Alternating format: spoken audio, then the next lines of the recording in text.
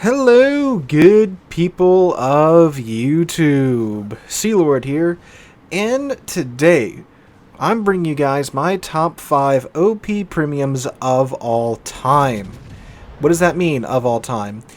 That means I am looking at these ships as basically I'm trying to find the most OP ships in this game's history, and we are considering them as they were in their original busted state, because we're trying to find again the most overpowered ships of all time. Now, as much as people like to rag on wargaming, and they do eventually in most cases get around to nerfing a lot of these ships. So if we're going by the ships in today's World of Warships with their changes made, it would be basically the same 5 OP premiums that I had in a video 2 or 3 weeks ago. But we're looking at of all time at their peak power. That's what we're looking at for this video's purposes. So again, most of these ships have been nerfed or changed, or some of the global changes have kind of bonked them down to more balanced states. But again, that's the context that we're looking at for this video.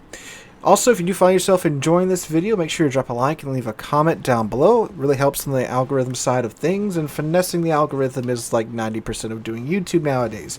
But anyway, let's go ahead and get on into it.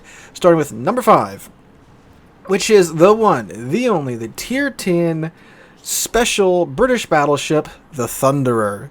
The Thunderer is a ship that, man, this thing was really cracked back in the day. They didn't have to nerf her too much. Thankfully, it was a simple switch, which I believe I did suggest to implement in one of my Thunderer videos. But this ship has some of the best guns in the game, hands down. So what the Thunderer is, it's a Conqueror that used to have her 457mm guns. They gave her 457mm guns back, which gives her the 8 guns instead of the 12 guns. But then they cranked up the accuracy in the Sigma to the point to where she can actually hit stuff consistently.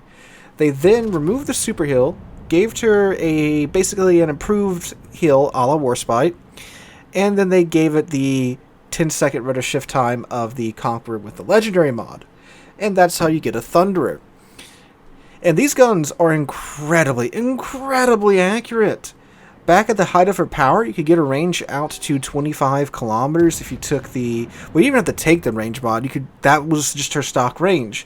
And then, of course, you could take the reload mod and get a 20-second reload on 8 18-inch guns that had absolutely god-tier AP and amazing HE as well. Now, in today's World of Warships, they nerfed her range to 20 kilometers with the reload module, or 25 or 25 or 24 with the range module, which then nerfs her reload down to, well, a very slow, only 26, 25 seconds, whatever it is, with the range mod. So you have to choose between wanting the amazing DPM but a 20-kilometer range, or the great range and still pretty darn good DPM with the base reload that the Thunder does have. Now, the HE is... it is crazy in my eyes. It has like a 65% fire chance. If you want to really build into it, you can get it up to 68%. And the alpha is so high because it's British BBHE and it's 18-inch guns that it's nothing to get a 10k roll with the HE and still set a fire or two with every salvo, every freaking 22 seconds with the reload mod on. So that's a little nuts. And then you swap it over to the AP and it's 18-inch AP with amazing performance. Mainly, you can actually hit what you're aiming at and consistently hit what you're aiming at. It's the sniper's dream, really. So you have amazing AP, you have god tier AP, amazing HE. So it doesn't matter what you're in, what ship you're in. If you're in a battleship showing broadside, you're going to get nuked by the AP. You try to run away and go angled, well, now you're going to get melted by the HE. And of course, cruisers, God, if you hit a broadside cruiser with this thing's AP, they're going to know it. And again, even if you are on a heavy cruiser you angle, it's finally going to burn you down. You're in a DD, well, I hope you enjoy a bunch of 18-inch HE to your side, because, again, the guns are more than accurate enough to get it there. So that's what was crazily busted about this ship. Yes, it didn't have it. Well, it didn't. It doesn't have an improved heal. It's still a. Well, sorry, it doesn't have a super heal. It's still an improved heal. So while you can't completely reprint your ship like a Conqueror can, you can still take a fair amount of punishment and get your HP back. And again, it's a sniper. You don't have to put the ship in any type of danger to really get the most out of the guns. As long as you're at, still from 20 kilometers, it's an extremely comfortable ship to play.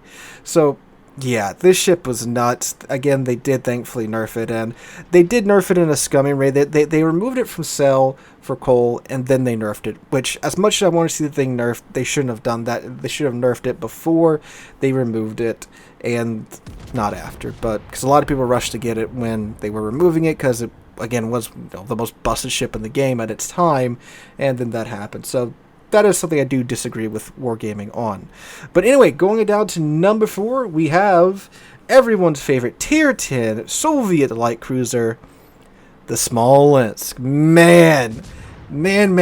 If you guys watching weren't around for primetime Smolensk, holy crap, fellas. 16 guns. Could get the range out to 19 kilometers with the Soviet shells.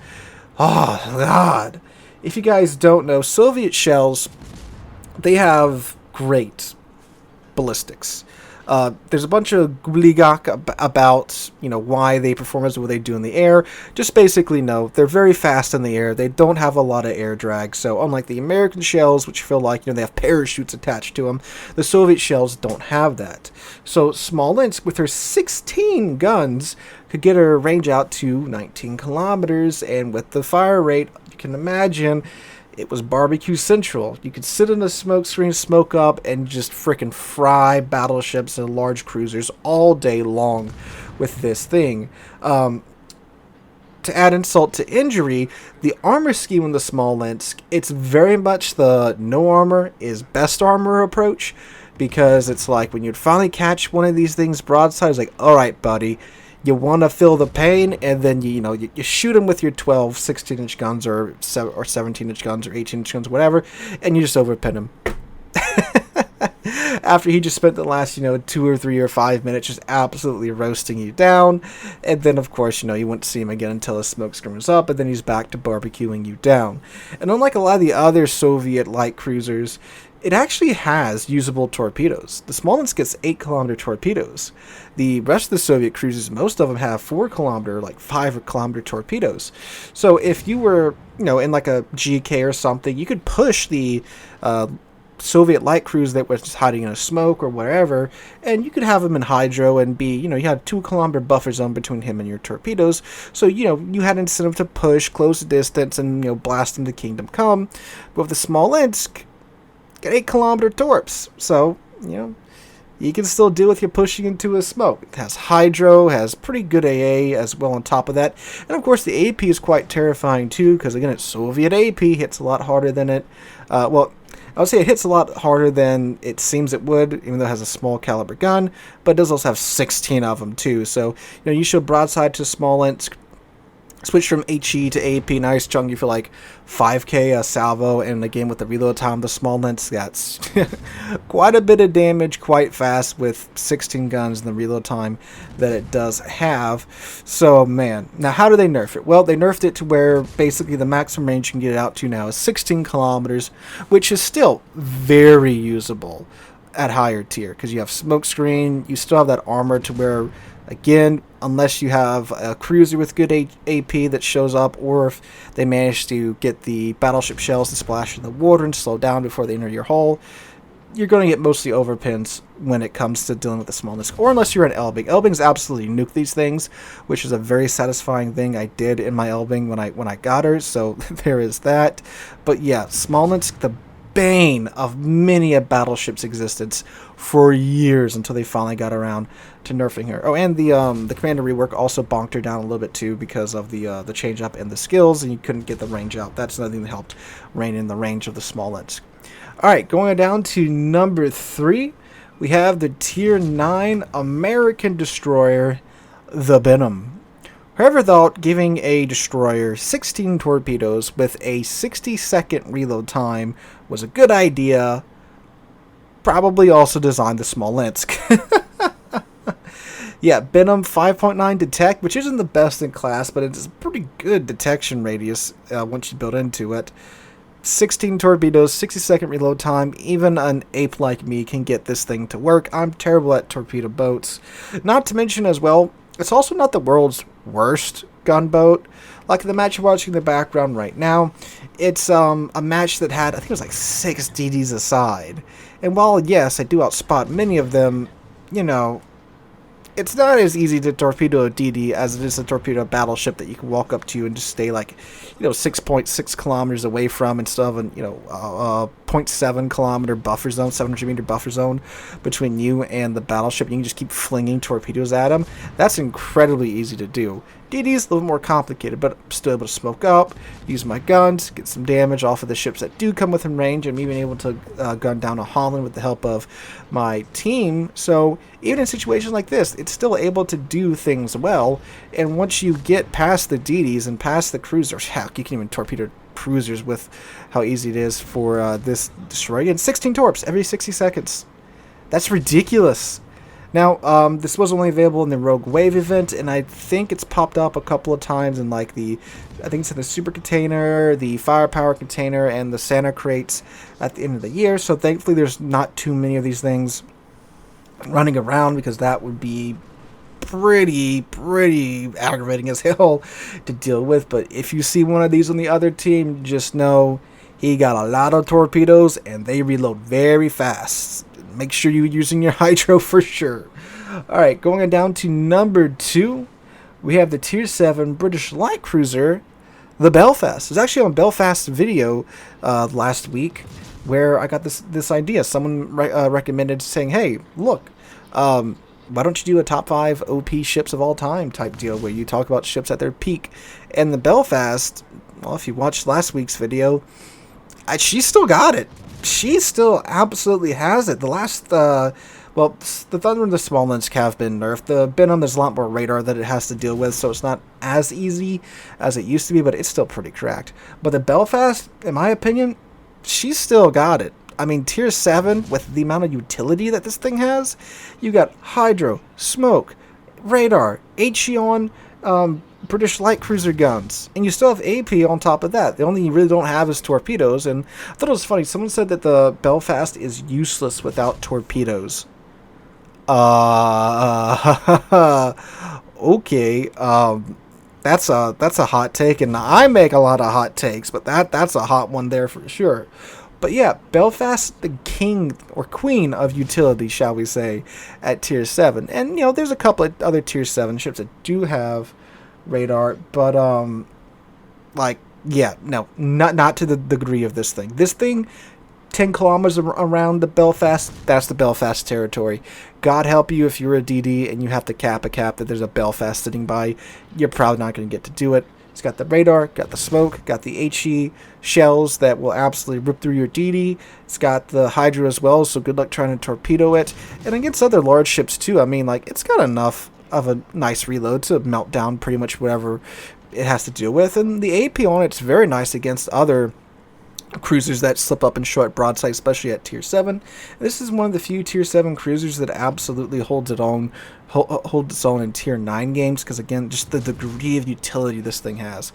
And like I said in that video too, I'm pretty sure this ship is why Tier 7 ships, they're pretty hesitant to give them more than 1 or 2 consumables, because this is what happens if you do just give a mid-tier ship so much utility. It becomes just so cracked at what it has to do. So, with that out of the way, I won't spend too much time there, because again, she got her own video last week. We get down to numero uno, which is, of course, no money if you guessed it, the Nakhimov. Nakhimov. This Soviet carrier. Man, I remember when these things got announced, I got pinged in Discord and someone sent me the screen captures of the Soviet ships, of the Soviet cruisers, carriers. I'm like, nah, this is a joke, right? Nope, we got Soviet carriers before we got French ones. We still don't have French carriers for some reason. But yeah, alright, so Nakhimov. New mechanics for attacking squadrons. Everything in the squadron attacks at once. Now, I'm not completely against this idea because it does actually give you a chance for your AA to do something. Because the way it normally works in every other CV in the game, you have a squadron of planes. Let's say there's 12 squadrons. And you get 3 attacking flights of 4 planes. But when you go to attack, you only get one set of 4 planes that actually attack. The other 8 at that point, they just hang back. But if you shoot down one of those 4 planes that attacking flight, they immediately get replaced by a plane from the squadron, unless you shoot it down very late into the attack. So typically, even though you might shoot down 4 or 5 planes, you still usually have either a full or a pretty darn full squadron that's attacking you. So, with all the squadron's planes attacking at once, it gives you a chance to actually shoot down a couple of planes, well, quite a few planes with the health pool that the Soviet CVs have, and then take away ordnance that would normally be tossed at your ship. In theory, that's pretty good. With the Nakhimov, now the rest of the Soviet CVs, I think they're more or less okay-ish. But the Nakhimov was busted. Mainly because you could drop the ordnance from outside of most ships' AA range, or on the very edge. And where the real AA DPM comes from is from that close-range AA. That close-range AA is typically where you get a lot of consistent damage. And that normally helps out taking down planes. Now, yes, far away, if the CV captain eats a lot of flak, that's going to absolutely knock planes out of the sky. But most CV captains, especially the experienced ones, they know how to finagle the planes to throw off the AI gunners and such. So, if you get that down pat, you can absolutely dumpster people with the Nakhimov. And, man, I think when stream was the first time I played this thing, and like my first run was like 40k to a Georgia with the rocket planes because it's got the Tiny Tim rockets.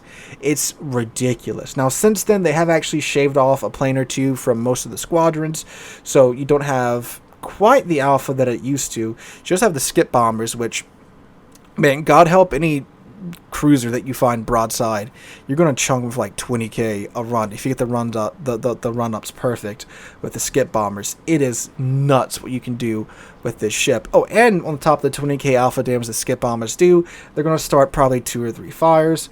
And then the torpedo bombers, while they're slow, and the torpedoes are slow, the spread is so tight that if you hit all of those torpedoes on the ship, you're going to be doing, again, like 20,000-30,000 damage. Now, it's difficult to do because they're slow, and most players by now understand that, and they're not the hardest thing to dodge. But typically, what most Nakhimov players would do is try to force you to take them bow on, because at that point, it's about a tier 10, tier 9 battleship with the spread of the a battleship with from the bow on profile, I guess I should say. No, that's the correct English there. Haha. But anyway, yeah. It's a crazy carrier. Thankfully, she's been nerfed a bit. She's still exceptionally easy to get well over 120, 140,000 damage each game in. The regeneration time of the planes, it's around 60 seconds, especially if you build into it. While the planes do have lower HP, again, you're pretty much just churning out about the same amount of planes that you are losing if you're, again, playing the ship to its strengths. But yeah, absolutely. One of the most busted ships of all time, in my opinion.